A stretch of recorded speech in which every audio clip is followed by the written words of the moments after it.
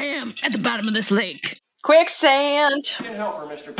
I let you. Hey, get in here. Dallas is about to start. Welcome to the Ewing Barbecue, where we're about to have a whole lot of flashbacks. My name is Mary. And I'm Sarah. Josh. And I'm Melanie, and this is not Wayne's World. Damn. I'm so proud of you. Wayne's World. Wayne's World. Wayne's World. Excuse me, this is not a time to party this week. Oh. It is celebration of life. It's right. Celebration of life. Celebration of life. There you go. Yes. Life. That's right. And birthdays. Today is, what's today's date? The 20th? 20th, yeah. Larry Yeah. Hagman would be 91 tomorrow, the 21st. I know. Martha Scott would be 110 on the 22nd. Beth Toussaint, who played Tracy, is 60 on the 25th. Robert Ackerman, who played one of the cartel members, born 1938, and he's still alive. Jonathan Goldsmith, Bruce Harvey, the most interesting man in the world. September 26th, he will be 84. And the 29th. And on September 26th, you're going to be 50, right? My birth certificate will be 50. 50.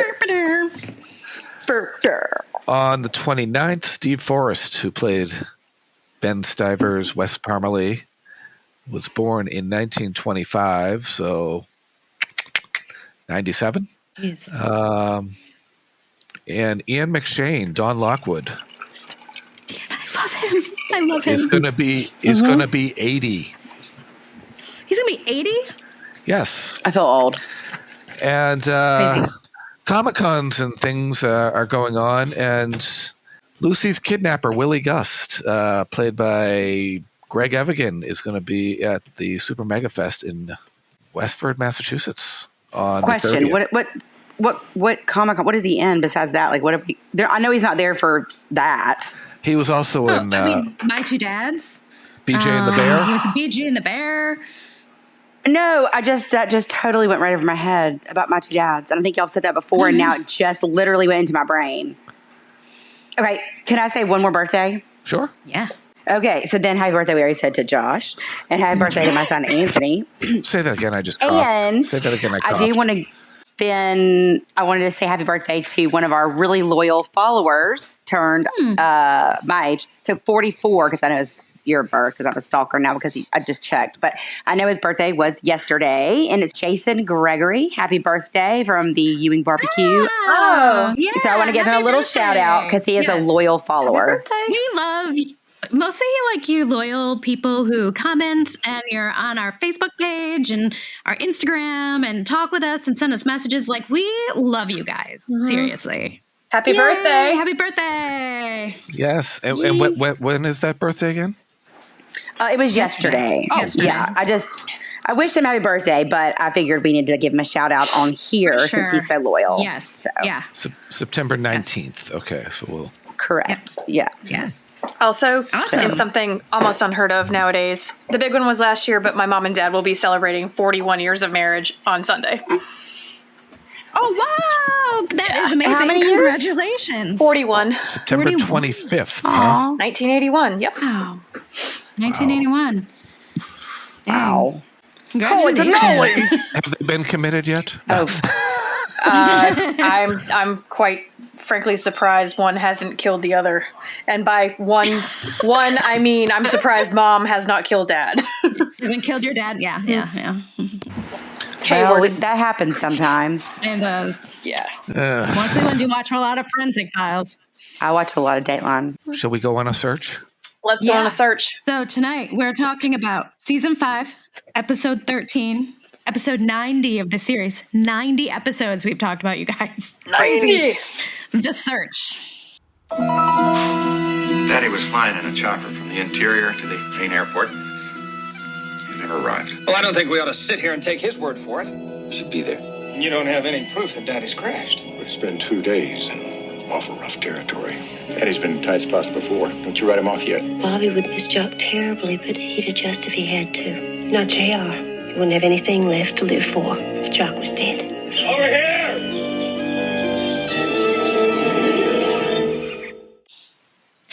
It was written by Arthur Bernard Lewis, directed by Irving J. Moore, and aired January 8th, 1982.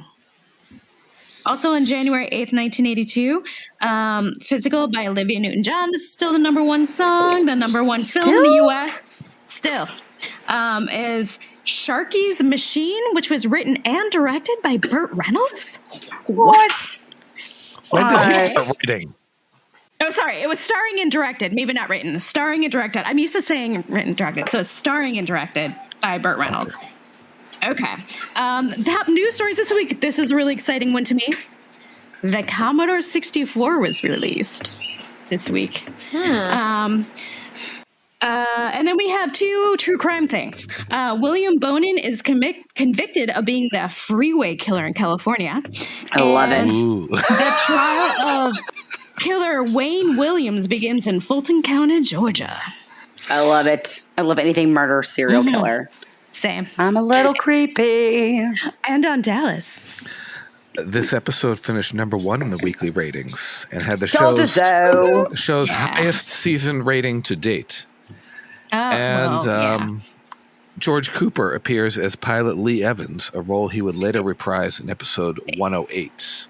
Yeah, and who is George Cooper? Because I read that and I was like, did he play in something else? He probably played in something else, but you might be thinking of Gary Cooper, who was another actor. Maybe. Yeah. Okay. Who was more famous. I'll look it up. But Morgan Woodward, like Howard Keel and Lee McCluskey, did not know that Jim Davis was sick. And Really? Woodward explains that Jim was a brave guy. If he was ailing, he wouldn't show it. And he said he was at a celebrity golf tournament in Alabama when he got the news of Davis's death. And he left a real hole in the show. Obviously, a portrait of Jim Davis first appears at the end of this episode, and that's the one that would be hanging in South Fork and at Ewing Oil. Is this the first time we see that? We all have pictures. Yeah. It might be. I didn't realize that. I didn't either, but I guess that makes sense. Yeah, I guess I've just seen it so many times. I didn't even. But Leonard Katzman thought scenes were the one where Barbara Bel Geddes contemplates Jock's potential death was revealing, and found that Barbara was very adept at them. She said, the most effective things that you do are generally scenes where they do not talk and their emotions speak for themselves. So, and Barbara was very good at that. Barbara Bel Geddes emoting. That's what I'm saying. Yeah. We're going to drink a lot in this episode. Yeah. Yeah. Gotta get my wine filled up. Leonard Katzman thought that Jim Davis represented something that we would never be able to recapture. And as bad as the boys could be, if he walked into a room and told them to knock it off, they did. And I think that the audience responded to that. Strong head of the family and the warm woman at the other end of the table. Much of JR's motivation was looking good in his father's eyes, and when Jim died, that motivation disappeared. So they had to transfer it to his son. And after that, when he did something terrible, he always justified it by building an empire for his son. Yep. And this is the last episode of the season filmed on location. That's true. Another little tidbit of information about this one is this is one of only 2 episodes between seasons 4 and 11 in which Ken Kercheval does not appear. The next episode in which he does not appear is the series 300th episode, Dallas 300 from 1989. His absence from that episode ended a streak of 208 consecutive episodes, which lasted from Dallas Denial in 1982 to Dallas The Serpent's Tooth in 1989. The only actors to appear in more consecutive episodes are Larry Hagman, who did all 357, and Linda Gray, who was 307, and Victoria Principal at 210. How many did Patrick do? Because I know he was gone for a year, but missed a whole season. Yeah, so, yeah. I mean, and it's right in the middle of the series, so it's going to cut in that streak, you know. Yeah, I was going to say, like, his total overall has to be like more than Victoria's, and maybe more than Linda's. Overall, but consecutive. Oh, They're saying consecutive. Oh, I'm consecutive. okay. Well, do 350. If you want Patrick's, do 357 minus 30. 30. So, 30 episodes Yeah, in a everybody in their season. head, do it right What now. the fuck? no, there were 31 that Such season. a long, yeah. But then he came There were back. 31, but he did have a cameo at the end of Yes. Yeah. an episode. Yeah. So many episodes that season. It's can you imagine? That's like 3 years of a TV show these days. Yeah. It drives me insane So that they funny. don't do that anymore. Okay. We open on JR is on the phone yelling to Punk to keep looking. No He shit, doesn't Sherlock. care. Call in the army, call in the Air Force, do what you have to do. He was working for the government. And it's nighttime already. So obviously Yeah. the call came in the afternoon during the barbecue. Mm-hmm. So there was this gap. What happened in between? Did they pull people inside? Did they I bet the party just probably broke up pretty quickly. They probably shoot people away. Well, there's probably a time difference too, though, right? No, it was nighttime at South Fork. Yeah. It could have been late afternoon. It could have been late afternoon too when they. Yeah. Anyway. And then, so yeah, they're trying to call in people, and JR says he does not give a damn about any political situation. Like, they still have to call in the army, which I thought was like a very JR kind of statement. Yeah. Like, I don't care if it unrests the whole country. Like, as long as we Yeah. find my daddy. I know he's like, you know who you're talking to? Yeah, we do. This They don't. is a man that financed a counter revolution in Asia. That's- So, Fair Yeah. point. Fair point. yeah. But also, at the same time, when he hangs up, vulnerable JR has entered the chat. Oh, very true. I mean, this Baby JR. episode, he's almost human. Almost. We're Close. almost. Almost. The way he handles Sue Ellen, the way he handles, like, John Ross being there, the way he handles his mother, and even his like, treating them like people. But It's temporary, but Even the way he was dealing with Donna to make the reservations and Donna, he's I know. treating women like they're actual humans. It's crazy. And treating Ray, like Bobby and Ray. Like, yeah, because he was like we need to. And he was including him in it that's too. the so. only time I swear in this whole series that JR is really all about the entire family is when there's trouble and he needs them. Yeah. Well, he That's does with true. everybody. If you'll notice throughout the whole season, he gets that way whenever something has happened to him or something is wrong. And then he starts being like, I need other people. And then if not, then he's like, fuck off. well, as Ellie says later in the episode, as she's walking out of rooms, she had some lines when she was walking out of rooms in this episode. The family needs to come together during Right. times like this. Yeah, but Yeah. so Donna goes to the phone and Miss Ellie's like, make that 4 reservations. And all 3 of them, Ray included, are all like, no, you're not coming with us. Because Right. Ellie was like, oh, I'm going to go and I'm going to look for him, you know, and they're like, we don't know what we're walking into. You don't need to be seeing his like dead body. And they said it's going to move really Yeah. fast. So basically, you're an old ass bitch. You're You going can't to shuffle, run. Miss Ellie. We can't have you along. We need to hustle. We don't want to be worrying about you. We don't want to be worrying about you. Yeah. It's almost like they were trying to, like, you know, they didn't want to come out and say, what if we find him dead? Like, you don't need to be there. It's kind of like, well, we're moving Right. fast, you know.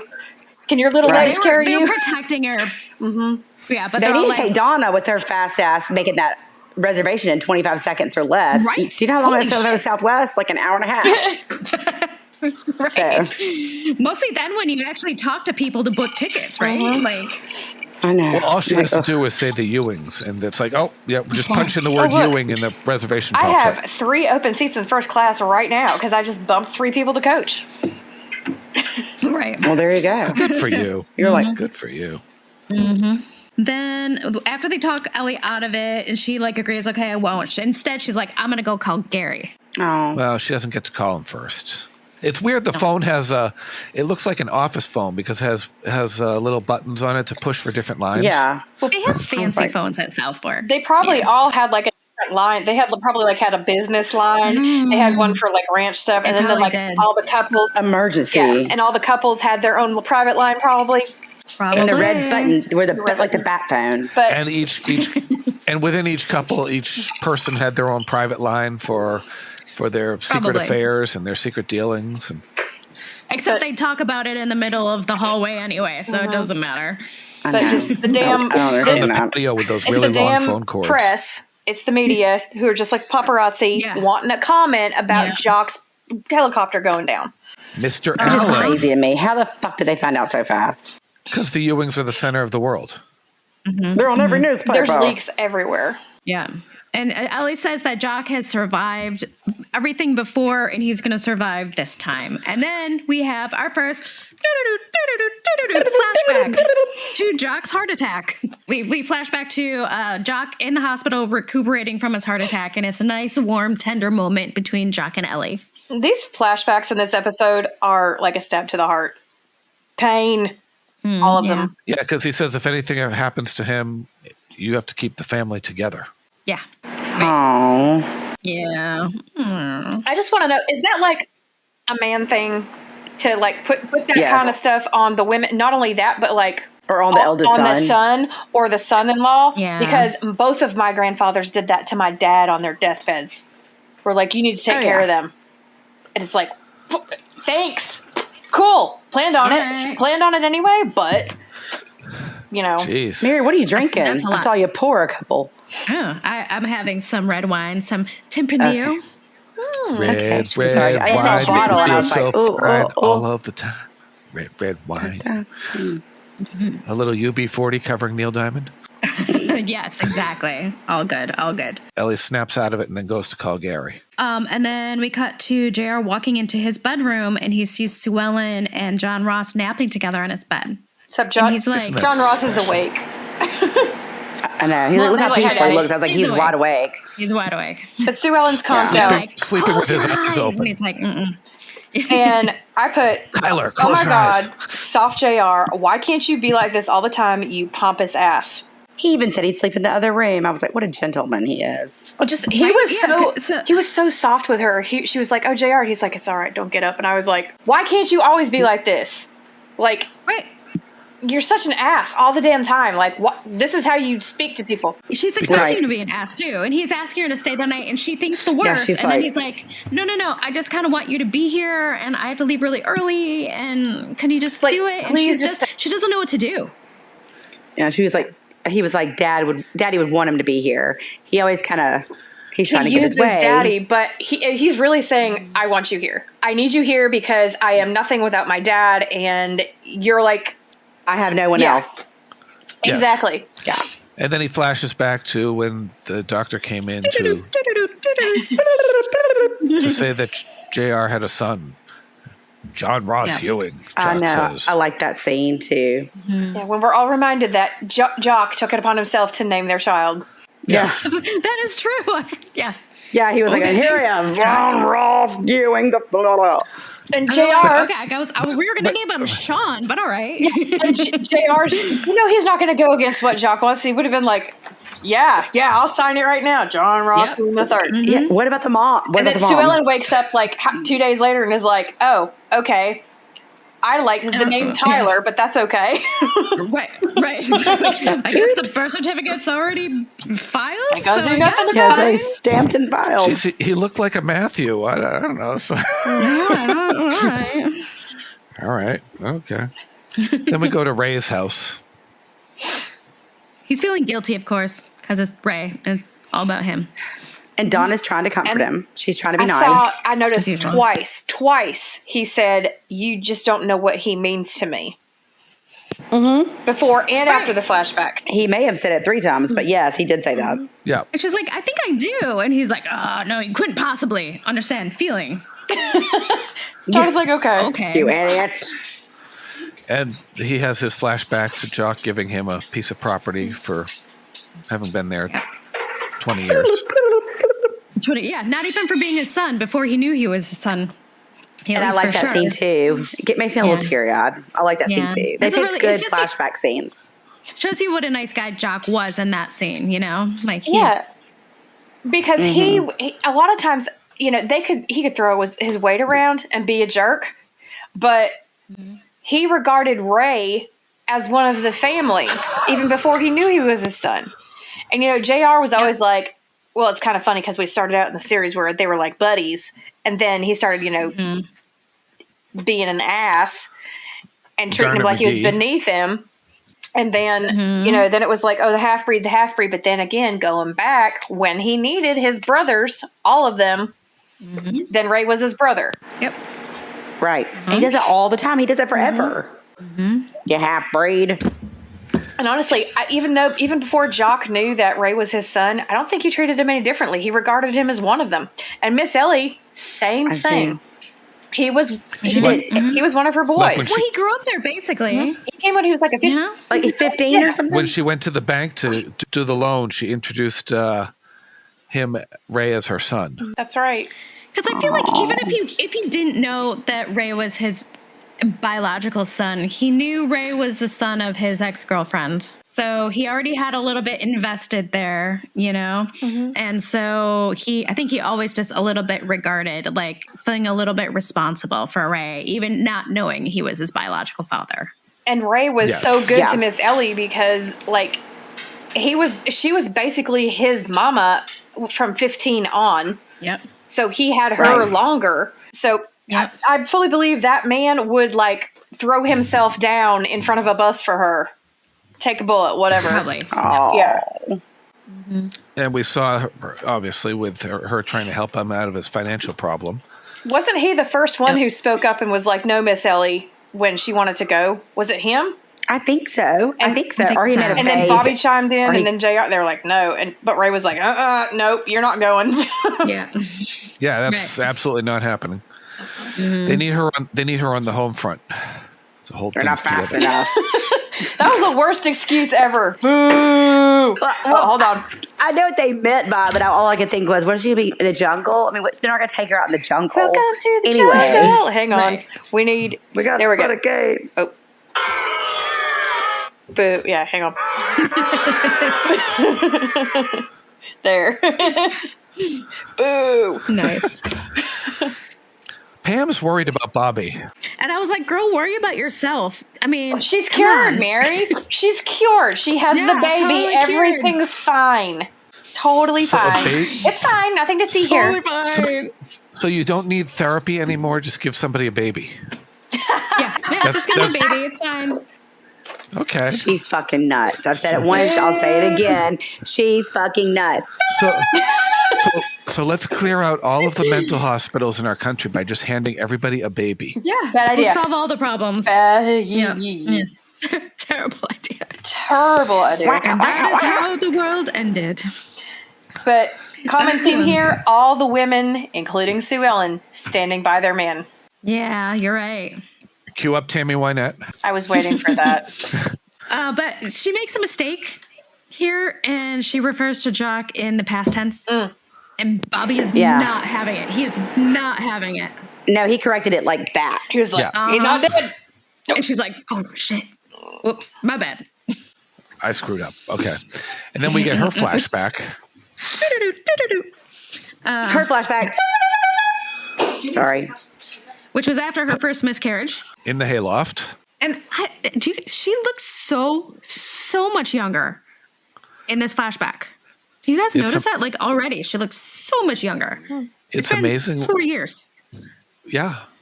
But a lot has happened. She's been trying to jump off of a building, and That's true. her father died. Well, the person she thought was her father, she's been through the ringer. Yeah.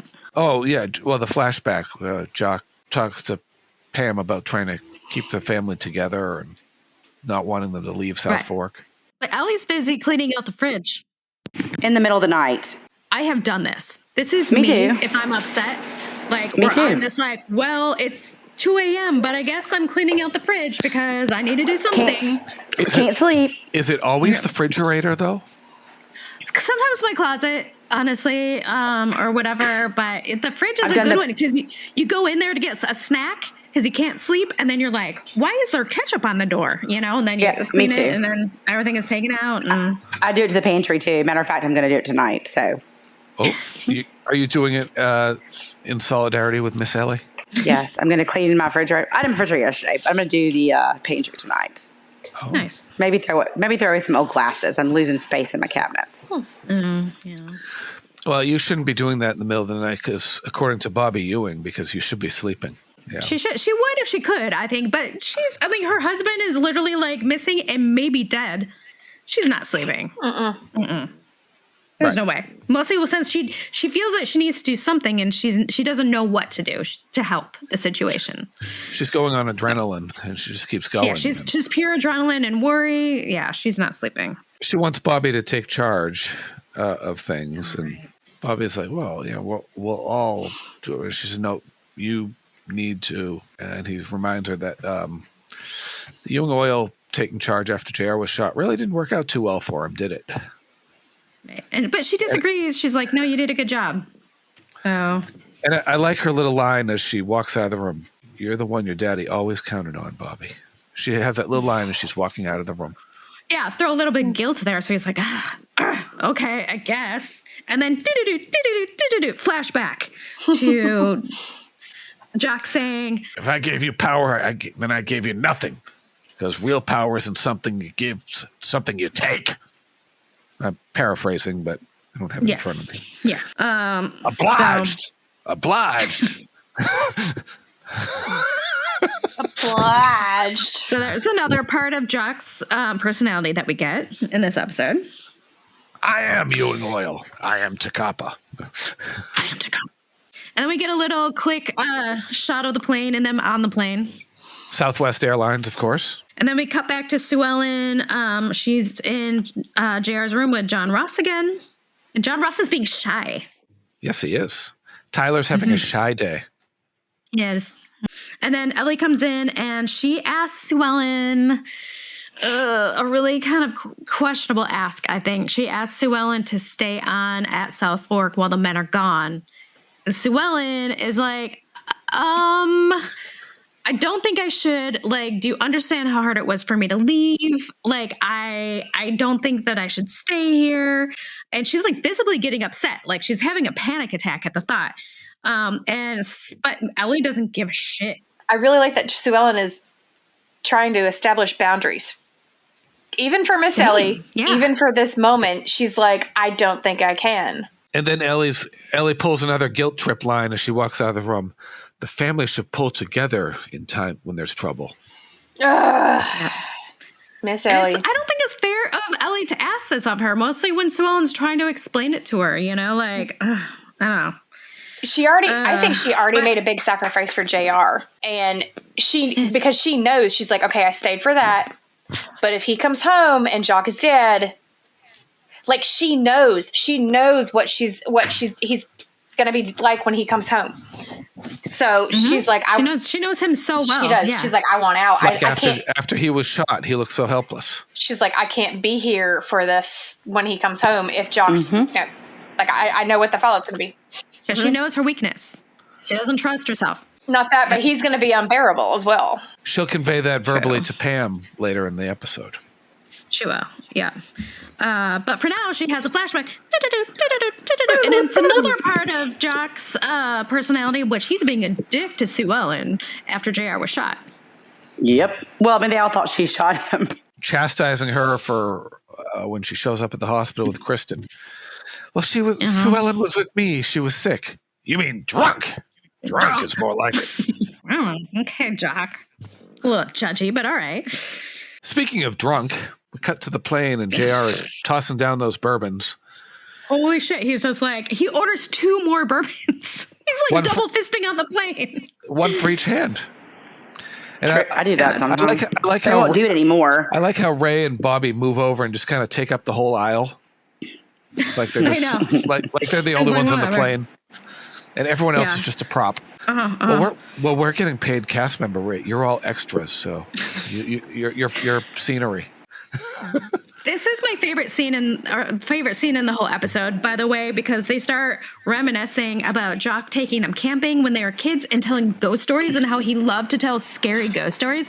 And I love that side of Jock. Like that's my favorite. I love it. It's the dad I really side. love like how when they talk about, it's like when JR was shot, he was like, I'll take you guys on in a game of touch football, and like then they're reminiscing about this stuff. And was it JR's like, wait a minute, Bobby, I remember waking up with you in my sleeping bag, like making fun of Ray and Ray says Gary was the scared one, and Bobby goes, "Oh, wait a minute! You were sitting with your sitting on your hands because you were so scared." And I think these are the moments. This is what makes it so great. This is what goes against when JR is being a dick to everybody and they're fighting all the time. Like, you need these moments to offset, like, oh yeah, they're a real family and they had this past where they were scared little boys and clung to each other and slept in each other's sleeping bags and yeah, I just think it's very important. Another thing JR said that really kind of struck me, he was like, Daddy started, taking me out with him as soon as I could walk, and I was like, Jock Ewing with a baby in the wilderness. Right. Yeah. Is that why Miss Ellie thought that she could go with them because he dragged her out there in the wilderness with him to take care of that baby? Maybe. I don't know. Like, Jock Ewing did not seem like the diaper changing type. I could be wrong. He seemed more willing to get his hands dirty than JR ever did. So that's true. That's true. And child safety wasn't a thing back in the day. I mean, just look at that car seat that Jeff Faraday gave Bobby. I know, but it wasn't even strapped in. You just laid it on the seat. Yeah, they didn't even put a seatbelt on, and it was facing forward. We didn't even have them. I was on the floorboard in a mattress going from Missouri to Mississippi. There was no, yeah. We're old fuckers, but Josh is the oldest. He'll be 50 next week. 50, half a century. Sorry, Josh. 50. So then we cut to the camp in South America with Punk, and we found out the Ewing boys have landed. Pull up 3 more cuts. Punk is coordinating. Punk is coordinating the search effort. You gotta like Morgan Woodward. I do too. I do. He reminds me slightly of Jordan Lee with the way he talks. Slightly. I can see that. I never thought about that. It's got kind of the same pitch. Oh, Miss Ellie. Yeah. But Jordan has that way of kind of just like sauntering into a room and just kind of like surveying the whole room, taking it in. Looking around like he's never been there before. Yes. Well, it's a mighty fine office you got here, Mr. Bobby.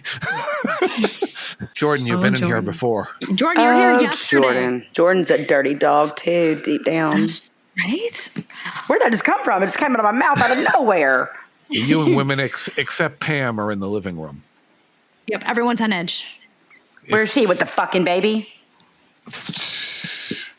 Yeah. Probably. See, nobody answered because we all know where she is. Where she is, yeah. And we found out Lucy's been in bed all day, and they're like, "Why have you been in bed?" And she said because she didn't want to upset anyone. Because she's been so upset. Because she's been upset, and she's used to saying things that other people get upset about because she just says shit. So I think like she's trying to be like she's trying to make herself smaller. She's trying to have a filter. Yeah, right. Lucy, a filter? Lucy cries because when anything happens, Lucy breaks down. She's scared.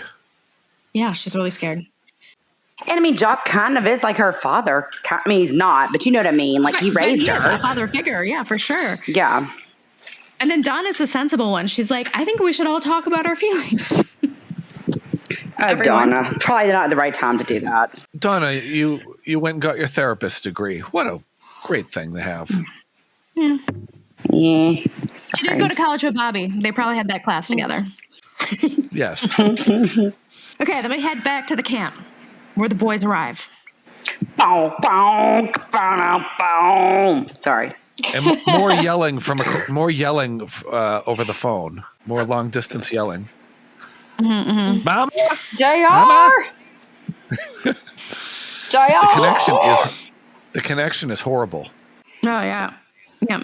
But she should have just taken that to mean that they've arrived since they called. Right. Yeah. So it's like they said news. They would. Yes. Right. Yeah. And that their plane didn't go down.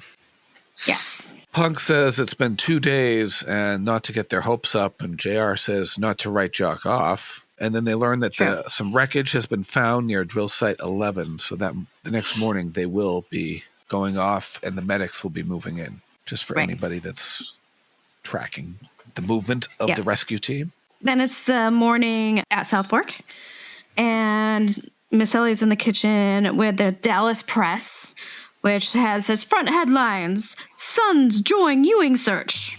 Another paper with the Ewings on the title.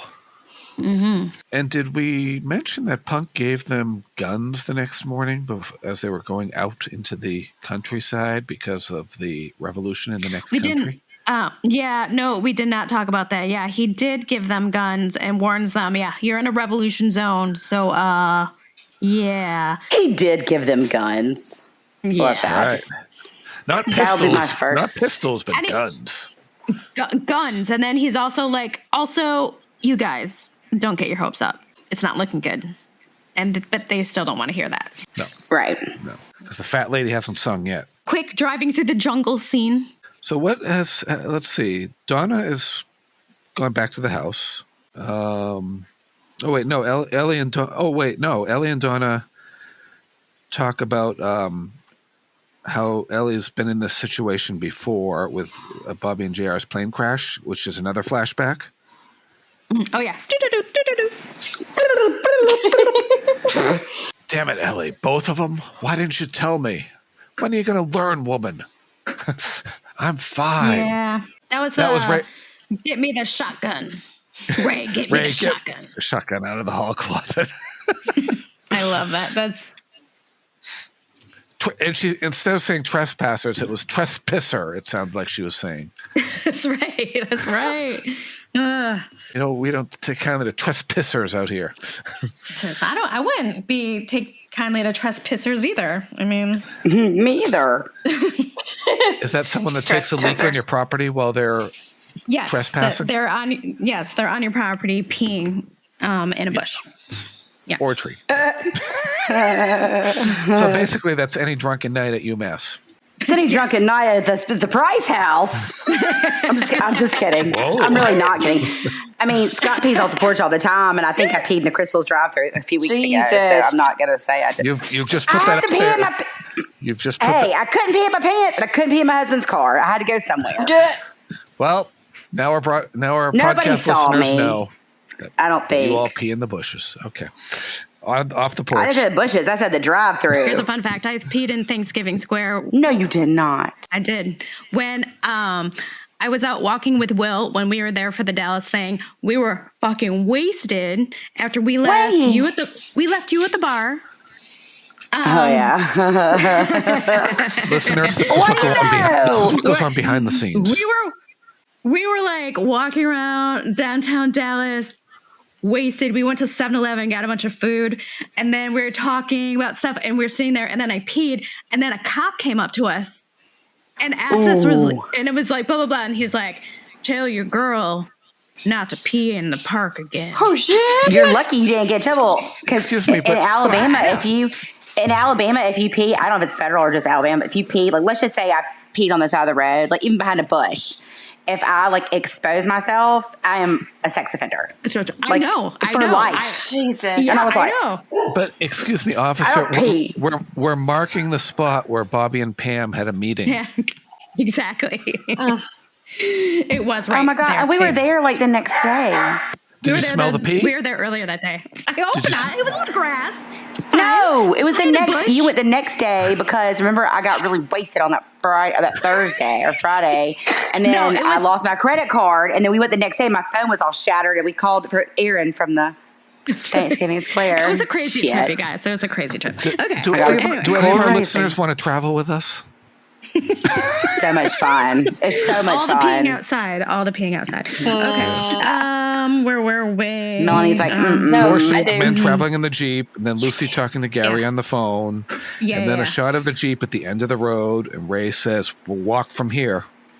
Right. And can I just say, I am really, really so happy that JR gets another chance to wear his safari outfit.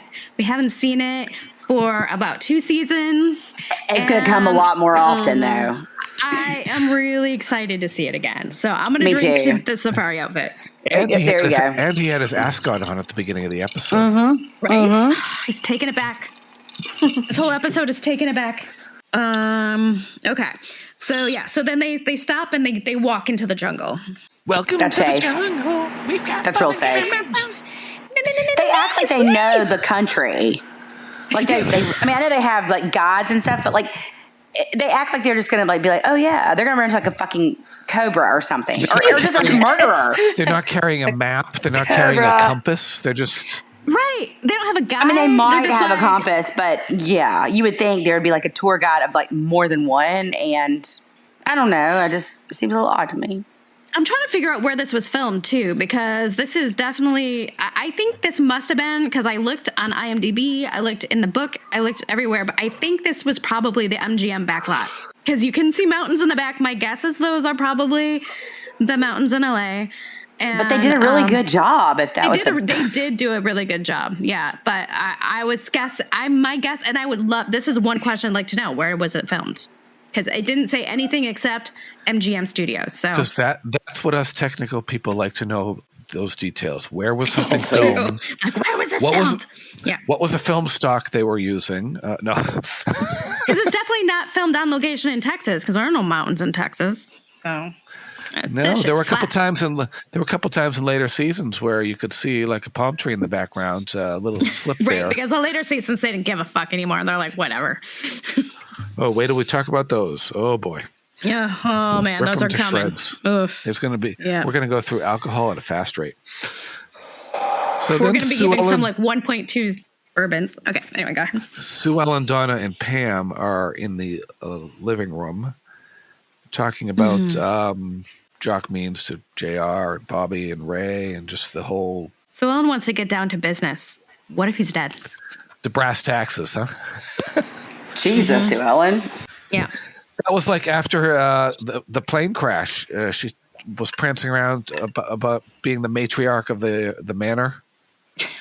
She was wasted though. Dancing around South Fork. That's awful.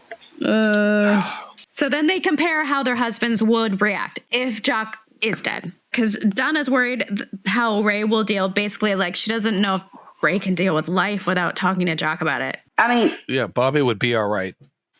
Yeah, Pam's like, he'll be because he had sad, to. but he'd accept it and move on with his life. It's But very not very JR. clinical of Pam. Yeah. Yeah. she's learned a lot in her therapy. Sue Ellen says that JR would have nothing left to live for.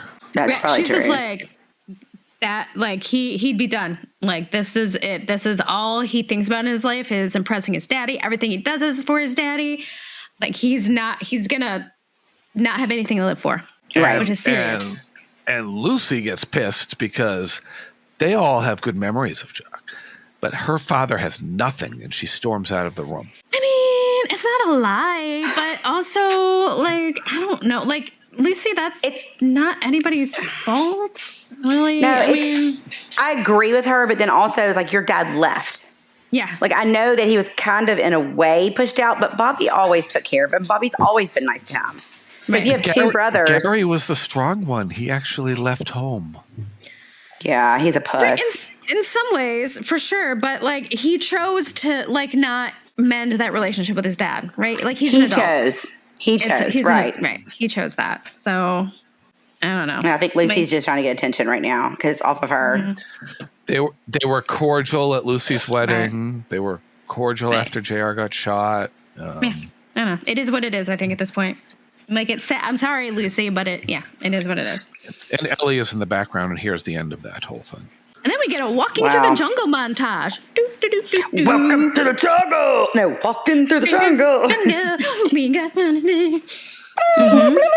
Jungle boogie. Flashback. And I love this scene, this flashback of Jock asking JR to go out drinking. It's actually a few scenes. His first, going out drinking. Second, JR is going to need to bring his car when he drinks Jock under the table. Right. So that's like, because it's each of the boys' like little flashbacks. So first is JR's, they're going to go drinking. And then Bobby's, of course, is a goddamn bar fight. On the hunting trip. Love those bar fights. And then Ray's is Jock telling the family that Ray is his kid, which is sweet. And by that time, they arrive to where the medics are treating a white-haired older gentleman. Is it Jock? Is it Jock? Is it Jock? Is it Jock? Commercial. And then we come back from commercial land. No, it's not. It is not Jock. It's Lee Evans. But they question him. He's like, but they're able to question him, and he tells a story. He was not in their chopper. He was on a little plane, but I think the chopper hit him. Is that what happened? Hit him and sunk like a stone into the lake. That really is unlucky. Yeah, which that doesn't sound good. 5 miles away, good. and he coasted before. How the hell did he It's nothing short of a miracle that he survived, but Jock went straight down into the lake. Is what they're thinking right now. If he went to the lake, there's a good chance that he would have drowned instead of Well, I want to know where the rest of his wreckage is. How the hell is he out there? Where's the rest of the plane? I don't. Right. There's so many questions that Unless he ejected. Maybe they've pulled him into a clearing. So many questions. And they're tending to him. Maybe. Could be. Or they didn't want to make other props. Yeah. Right. True. So we got to get have arrangements made to get over to search that lake. Yes. ASAP. ASAP. So we cut to Ellie sitting outside alone when Lucy comes up to her. She's feeling a little bit better. She's going to go into Braddock, but she's going to stir crazy. Donna went home. She talked to Mitch briefly. Oh, yes, Mitch. And then Miss Ellie got 2 calls, one from Rebecca and one from Clayton Farlow. Interesting. I really would like to have seen scenes of Clayton and Rebecca and Jock and Ellie out on the town together. I know. That would have been so fun. Oh, my God. They would have had an interesting dynamic, the older generation, and throw in Punk Anderson and Mavis. Mm-hmm. And I feel like it would be even more interesting because I feel like there's that thing where they're all a little attracted to everybody else's person, too. Like a swinger vibe? Yeah, a little swinger. That's what you were getting at. That's what I'm getting at. Leave it to Sarah to spit it out. Do you want to throw the keys in a bowl and pull out the keys? Baby. What happens in downtown Dallas happens in downtown Dallas. I'm just saying. Did you see any upside down pineapples outside? I know. I just learned that. Not too long ago. Surprise. Not for mine, but no, I just supposedly where I used to live, it was having white stones in your front yard. Oh. There's more swingers than you know. There's a lot around here. How horrifying for the people that move into a place and don't know what that means. We went to the beach and everything in our condo was pineapple and I didn't understand. But when you walked in, the reason it was a joke, and I don't know if because the maids did it, to like the people that clean up after somebody at Airbnbs or whatever, if they did it or if the owners did it. But like the theme was like pineapples or whatever. And then when we went in the den, all the throw people pillows were like, it was like fancy pineapples. They were all upside down. Every single pillow was upside down pineapples, baby. So anyway, Ray comes up with a piece of the. He comes up with a piece of the chopper from the lake, and then Bobby swims. Of course, he did. Bobby swims in and wants to keep looking because, after all, Patrick Duffy is the man from Atlantis, Mark Harris. Right. Oh my God! I'm just waiting for Belinda Montgomery to turn up too. And Punk doesn't think it's a good idea to stay out because they're losing daylight. And JR says, "Well, you heard him, Punk. Move that boat." Yeah, you heard him. Mm-hmm. Move it, bitch. Get out the way. Back to South Fork. Get out the way. Back to South Fork. And Sue Ellen is making plans to get the fuck out of Dodge when Pam stops her. Pam. And this is when Sue Ellen is like point blank to Pam, like, dude, I can't stay here. Mm-hmm. If Jock is dead, this is the shit that's going to go down. I don't trust myself. It took me so much to get out of this situation. I have to get out. And then Pam gives her a bunch of shit about it. And Sue Ellen even brings up the fact that she didn't stay by JR's side because she thought she shot him. She saw the helpless little boy and she was trying to help him. Yeah. That's Sue Ellen's weakness. That's what pulls her back in every time. Yeah. Every time. At least she can recognize it.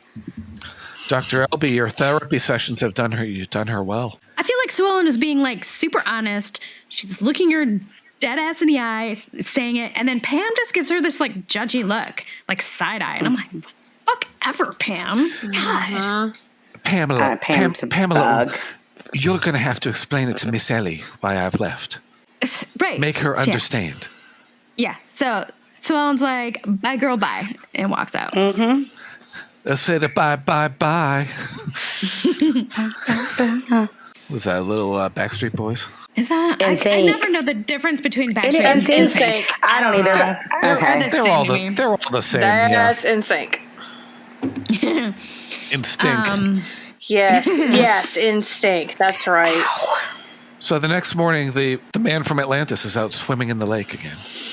Right, and he comes up, and I think it's supposed to be seaweed, but it literally looks like a bunch of like pine trees that he has. And in his I don't hands. know, would it be seaweed or would it be like because they're in a lake? It wouldn't be Like that lake moss, probably that algae stuff on the bottom. Maybe, but I don't think it would be pine. But it's literally like it's also pine tree shit. South America, which is actually probably, let's see, they were in California, right? So they were probably on a studio backlot in Los Angeles. So God only knows what that, what was on the bottom of that lake. Right, exactly. Well, that was also most likely a man-made lake. So it's probably like fish tank decorations, you know? They just gave him a bunch of took a bunch of shit off trees. And I'm like, this is what you're coming up with. There you go. You're just shit off trees. Whatever. Prop department, come up with something now. Yeah. I pulled this out of the aquarium in the prop room. Here you go. Exactly. So anyway, he has a whole handful of shit. He takes the pine cones off, and then it's Jock's medallion. Dun, dun, dun. Oh, I remember that. Remember that from when I was younger watching. The lion. Where is it? And I have a question. Like, okay, even if Jock did die in this lake, his plane crashed into the lake. Helicopter. How did the medallion? Oh, yeah, helicopter crash into this lake. How did it come off of his body? Like that seems like that the would sheer not force of the impact, Mary. easily come off of his body. Like, was he decapitated? Like, what's going on? Or maybe it flew over his head when his body was swishing around down into the water. Maybe it just that. But it might have gotten caught in that fro of his Y'all, this hair. is fucking morbid. Jesus. Did he take? Sorry, that's me. Did he? I know. I like to know Did these he things. possibly take it off at some point?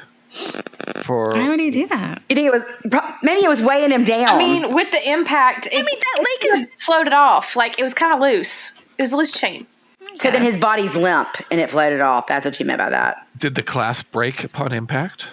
Oh, I guess it could have. Maybe his breath, maybe his neck did, and his head was flopping around. Yeah, I mean, it was a loose chain. It very loose one. It wasn't like a tighter necklace like on a female It wasn't wear. a choker. It wasn't a choker. Yeah. So it very well could have floated. Spiked dog collar. He's in the water, right? So And your body's limp like so this. it could very well float up and float away.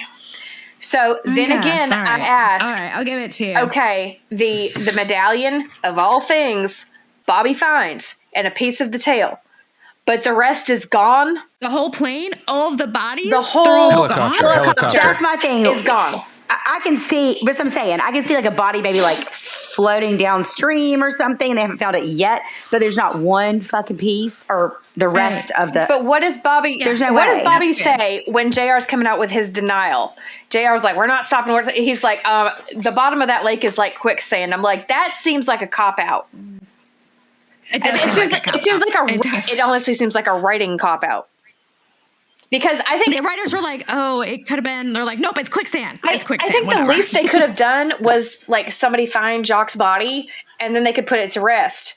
But right. but they had to go through the legal thing That was of my point. declaring him dead, and then spoiler, unspoiler. Yeah.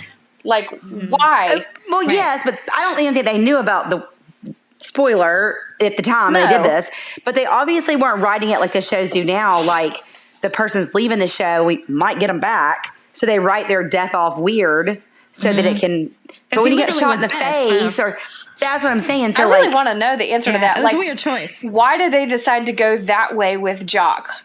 Like Jim Davis was dead. Right. Mostly because Right. They That's had what I'm made saying. the choice not to recast. So, like, what? Yeah, it's weird. Like, give him some closure, man. Bring his body home. Let him be buried at South Fork, which I found know. fucking weird in God, it the drives me new insane. series when they had Jock's freaking headstone there. Right? It's like, okay, this is just a symbolic memorial thing, unless somebody actually went down to South America years later and dragged the lake. Found it. Off camera. Yeah. Which is like, camera. There was- you should have done it in 1981. You guys were billionaires then. What the fuck? Right? Right. You can't, it did not seem, I'm sorry, it was a little out of character that they didn't do. Yeah. JR was saying, I need the army, I need all your armed forces, we're going to find my dad, and then they don't fucking drag the lake. Right. Yeah. Are you kidding? Sorry, I'm very passionate about this. Bring Jock home. No, I get it. Yeah. I think it's crazy. Recastings can go either way too, because Dynasty recast Steven from Al Corley to Jack Coleman, and then back to Al Corley in the miniseries after it went off. They recast Fallon with Pamela Sue Martin to Emma Sams, and then recastings. You don't know, but you don't. Jim Davis was too iconic, and I don't think they would have. Yeah. For me, I think like this is the start of great Dallas. I know there's people who like the first seasons better, but I'm a total like middle of the series person. Me too. I think The battle for Ewing Oil was huge. I don't know. I think the Cali years were the best. No, just kidding. There are people who. There's this girl who I think she is a new listener, and she does all of those Instagram. It's about Bobby and April because she loves Bobby and April. Me too. And she loves the later seasons, and I think that's interesting. Well, I feel like April fell in from the end of the middle, and then rolls into the end. So I like she that does a good one. run. Yeah, that's like my and her favorite. character did a complete change from the gold digger to.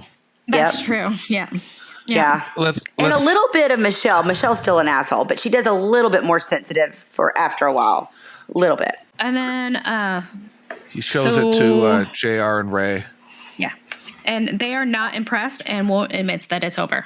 And like I But said, it's like quicksand down there. then why are you not dragging the lake? Why are you not trying to? I mean, I don't know what you can do with quicksand, but it's J.R. Ewing. He wanted to call in the fucking military to find his father. God damn it! Like, go drag the lake. Right, and it's hundreds of feet deep. So how?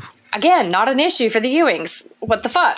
I think it's because they actually know. I think it's because they know he's dead. Yeah. And like instinctively know that he's dead and don't want to see. They don't want that. And I think. Yeah, they're just like, I think JR has to say shit out loud when he knows the reality. But he just if he blusters a little bit, it makes him feel better and it gives him time to think. And that's what he's doing here. Yeah. It's like he's processing out loud. Yep. He's like maybe they don't want to see their father dead. J.R. Ewing right now is Cleveland falling out of the roof on Family Guy going, no. That's like literally what he's doing in not a cartoonish way. Yeah. Yeah. And we cut to Ellie waking up in her flashback.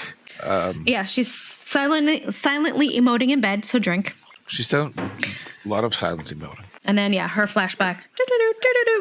And I think this is when they were fighting, right? Yes, this is when they were fighting, and she was doing all those things with Matt Devlin, trying to stop the... And she's fell like asleep. contemplating. He fell asleep in the chair, and she very carefully takes the glasses off and puts the blanket over him. Yeah. She's looking at him like, oh, yeah, I do love you. God damn it. And it's almost like she woke up instinctively at the same time that Bobby came up with the medallion. Like maybe she knew. Right. Yeah. One of those psychic They've moments. been married for so long that maybe she knew. And she goes downstairs and she has the really gut-wrenching flashback of Jock saying that he has to talk to her, and she has all the rest of her life to listen to him. And this is when he tells her about Amanda, right? Yeah. That scene? Yeah. Yeah. And then we just have more emoting, and we just need to drink to Queen Barbara Bel Geddes because she is fucking amazing. And I put wordlessly emoting, no words needed. So yeah. None. Yeah. She's just And amazing. then JR, Bobby, and Ray come in and they break the news. They didn't find him. And Yep. Hats in hand. JR, unshaven JR, goes out. And Everybody's got stubble. Ellie gathers herself and she's in a very stoic manner. She says, tell me what happened. And then JR out on the porch, looking up, breaking Drink down. for Hagman emoting. Mm-hmm. And then freeze frame. An amazing shot of just Hagman doing this. It's like sad tears, and you can tell he's having like a happy memory through sad tears. He's looking at the sky again. He's doing that thing again. It's a great just shot. It's just so many emotions at once. He is emoting what the cast and the viewers are feeling. Yes. Mm-hmm. And we cut to Jim's portrait. But we all know it's real, so it's like even sadder. And see. You know what I mean? Yep. More sad. I don't know what that word is. You know what I mean? Shit. Moment of silence.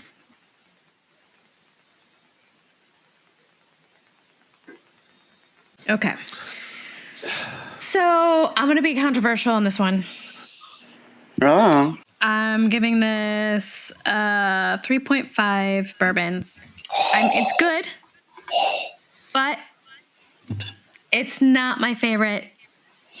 I do think this is an important episode, and I feel like this episode is flashing back, and now we're about to move forward, and the show kind of changes. And so this is like a look back on how the series has been before we move forward and everything. But it's still not my favorite. So I'm giving it 3.5 bourbons and a toast to Jim Davis. Oh, well, I was thinking about a 3.5 earlier today, but then I started thinking there's a couple things that made me like it more. Okay, I'm going to say 3.85, which is probably one of the lowest scores I've given any of them. But again, I agree with you. I think this is the last episode that I'm going to be kind of like, bleh. I mean, good information. I love the flashbacks. I did like the flashbacks. I'm not going to lie. Mm-hmm. But I think you're right about it going forward. I think just from now, it just gets even better. Not just ratings and not just fandom, but like I think the actual like writing and storylines get better. Yeah. So, and some new characters that come on. So 3.85 and a gold medallion. I am eschewing the 1 to 5 bourbons and going with a bottle of bourbon in honor of Jim for this episode. Okay. And a Jim Davis flashback. I just think just paying my respects to Jim and All right. leaving it at that. Rest in peace, Jock Ewan. Yeah. Mel. I gave it 4 bourbons, and I'm bringing in the military to drag the bottom of the lake for you, sir, because you're down there. I don't know. That fucking bothered me. Do it now. Do it. I bothered you. God damn it. I will call the entire U.S. military to find you, sir. Getting down to business. Down to That's business. what it says. Like, do it now. Make it your business. Powers. The Jock cock needs to be brought home. Yes. I am at the bottom of this lake. Is it drag or dredge? Whatever. Dredge the river, drag the lake. Whatever. I don't know. It's, I'm sure you're going to tell me. Probably interchangeable. Okay. Dredge, drag. I mean, drag the river, dredge the river. And next week we will be moving into denial. Denial. Then ain't just a river in Egypt. Not the river. All the stages of grief. Okay, well, thank you for joining us this week. As we now move on to the next phase of Dallas, I feel like. This is like Dallas 2.0. Right on. After Jock. 2.0. Yeah, for sure. Yeah. It really It's like every TV show I've noticed has an era, you know, and this is Dallas 2.0 we're going into. Oh, yeah. It wasn't even after JR got shot. I forgot to thank our Patreon members, so I'm going to do that really quick. I want to thank Brendan Fillick, Captain America, Sheen Pye, Laura Bernheim, Brad Mulholland, Anita Wren, and Kristen Carlano. I don't want to forget you because you guys are amazing and you're letting us continue to do this thing that we love to do. So thank you so much. Thank you. Merci. Cheers. Beaucoup. Merci beaucoup. Awesome. And we'll see you next time. Bye. Bye, y'all. Rest in peace, Jock, you and Jim Davis. Y'all come back now, you hear? No. Yo. Was that supposed to be a rooster? And scene.